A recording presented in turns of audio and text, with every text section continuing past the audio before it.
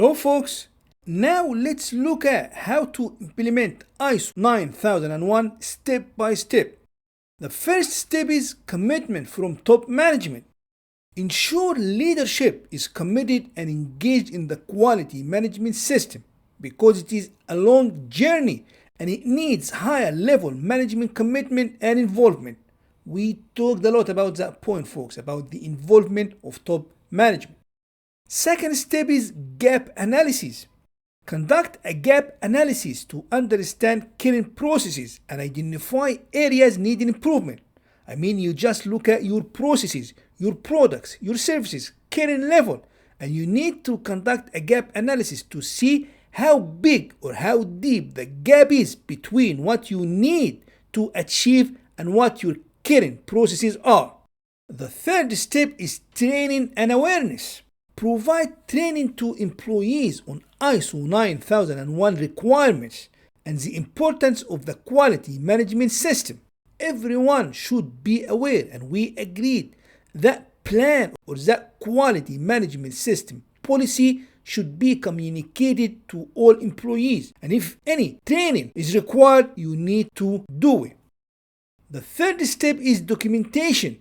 Develop and maintain the necessary documentation, including the quality manuals, procedures, and records. The fifth step is process implementation. Implement the processes required by the quality management system and ensure they are followed, and ensure that all employees are following these processes and everyone is on the same page. The sixth step is internal audits. Conduct internal audits to verify that the quality management system is functioning and going the right way, is doing what is intended, is working as intended. The seventh step is management review. Conduct regular management reviews to assess the performance of the quality management system and identify opportunities for improvements. You shouldn't be only conducting reviews and keep the results in your drawer. No, you should also suggest some improvements based on these reviews. The eighth and last step is certification audit.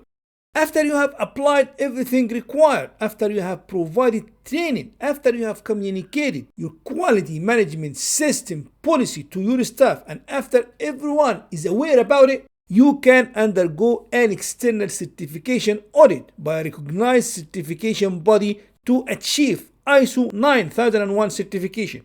And I will devote a great part of whatever remains in our course, folks, to talk about the certification process, certification obstacles, and how to be prepared for the audit of ISO 9001 certification.